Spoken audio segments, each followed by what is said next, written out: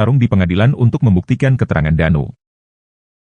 Pengakuan Arigi Reksa Pratama, salah satu tersangka kasus pembunuhan ibu dan anak di Subang yang mengaku tak bisa menyetir.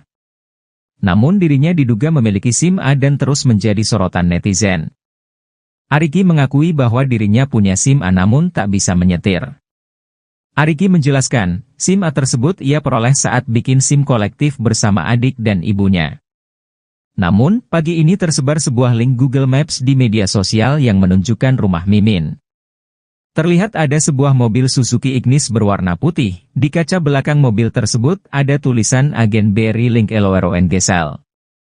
Namun belum diketahui mobil di depan rumah Arigi tersebut milik siapa. Yang menjadi pertanyaan, jika Arigi tak bisa menyetir lalu mengapa mobil tersebut berada di depan rumahnya? Mungkinkah mobil bertuliskan Lorong Sel tersebut dibawa oleh Arigi? Seperti diketahui, Lorong Sel sendiri adalah nama sebuah konter HP dan aksesoris tempat kerja Arigi.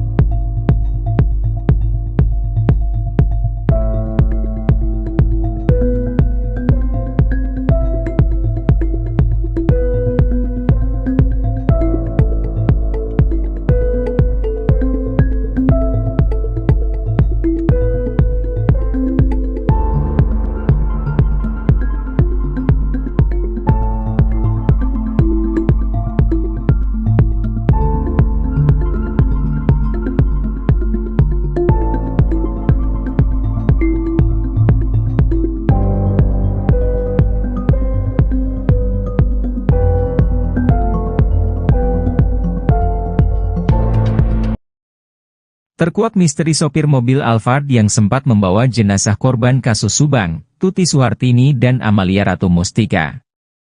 Sopir mobil Alphard menjadi misteri karena kelima tersangka kasus Subang disebut tak bisa mengendarai mobil. Namun, ternyata misteri itu mulai terkuak. Ada dua tersangka yang punya SIM A, satu di antaranya adalah Abi Aulia, anak kandung Mimin. Dalam pengakuannya, Abi Aulia walau memiliki SIM A namun tak bisa mengemudi. Dalam prarekonstruksi, sopir memarkir mundur Alphard hingga melintang di jalan. Kuasa hukum Danu, Ahmad Taufan, mengatakan dalam prarekonstruksi sopir mobil Alphard adalah Abi Aulia. Walau mengaku tidak bisa mengemudi namun Abi Aulia diketahui memiliki SIM A. Arigi Reksa Pratama mengungkap bukan hanya Abi, tapi Mimin pun memiliki SIM A. SIM A keduanya didapatkan karena kesalahan saat membuat SIM C namun diberikan SIM A.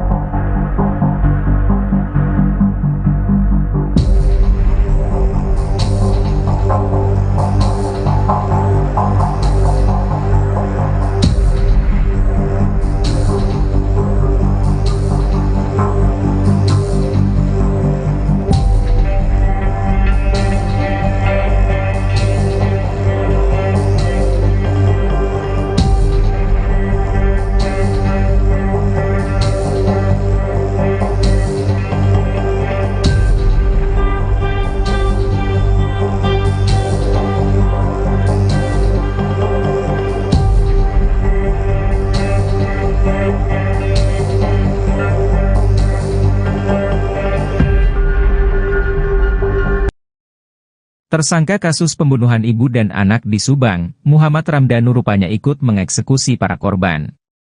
Hal itu diungkap oleh kuasa hukum Danu, Ahmad Taufan usai prarekonstruksi ulang, pada Senin, 14 November 2023. Di hadapan Yosef, Danu tega menyakiti dua wanita yang sudah dekat dengannya itu. Baru terungkap bahwa Danu bahkan ikut mengeksekusi Tuti dan Amalia. Sudah seperti adik kakak dengan Amel, Danu nyatanya tega memukulnya agar tidak berontak saat dihabisi. Namun, menurut Taufan, apa yang dilakukan Danu itu atas perintah dari Yosef. Pada saat eksekusi Amel, Danu berperan megangi tangan korban. Bukan itu saja, Ramdhanu bahkan tega memukul Amel di detik-detik jelang kematiannya. Hal tersebut dilakukan Danu agar korban tidak memberontak saat para pelaku beraksi.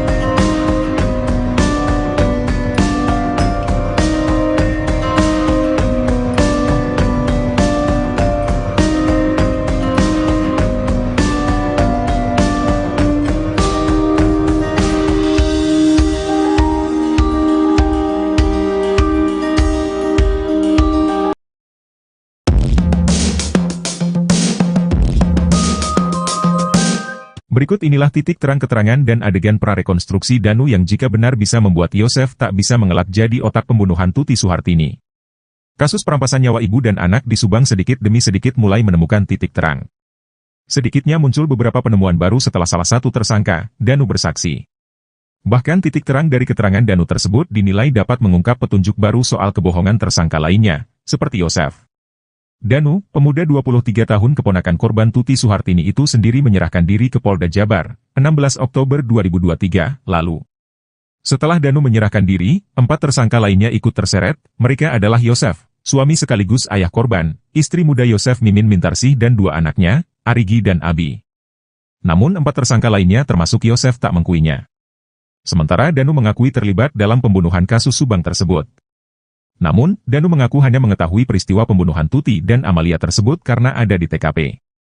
Kepada penyidik, Danu mengaku dirinya ada di TKP karena diperintah salah satu tersangka Yosef untuk membawakannya golok. Namun Danu mengaku tak mengetahui pembunuhan yang direncanakan Yosef. Setelah menyerahkan diri, keterangan Danu tersebut menyibak penemuan baru bagi penyidik. Bahkan dari keterangan Danu tersebut penyidik Polda Jabar melakukan prarekonstruksi guna menguak misteri pembunuhan Tuti Suhartini dan Amalia Mustika Ratu tersebut. Hal itu pun diungkap Kabid Humas Polda Jabar, Kombes Ibrahim Tompo. Menurutnya keterangan Danu cukup memberikan spirit baru bagi penyidik Polda Jabar untuk mengungkap kasus Subang. Stick golf menjadi alasan Yosef berada di rumah Tuti Suhartini, Dusun Ciseuti, Kecamatan Jalan Cagak, sebelum pembunuhan terjadi. Stick golf pula menjadi barang yang disita polisi dari rumah adik kandung Yosef, Mulyana. Bahkan luka yang terdapat pada jasad korban kasus pembunuhan ibu dan anak di Subang pun menyerupai stick golf. Sejak awal kejadian Yosef beralasan menginap di rumah istri muda, Mimin di Cijengkol, Serang Panjang, Subang, Jawa Barat pada tanggal 17 Agustus 2021.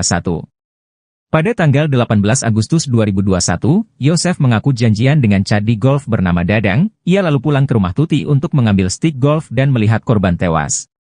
Sedangkan menurut keterangan Danu, pada saat malam kejadian Yosef di rumah korban lalu menghabisi nyawa Tuti dan Amel.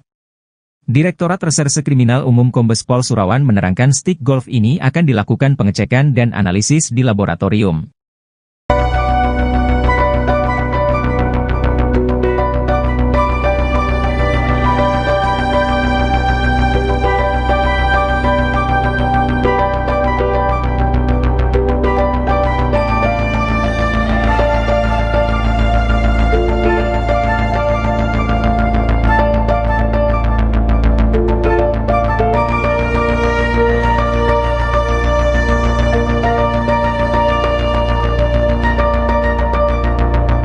Tersangka kasus Subang, Muhammad Ramdhanu alias Danu ternyata ikut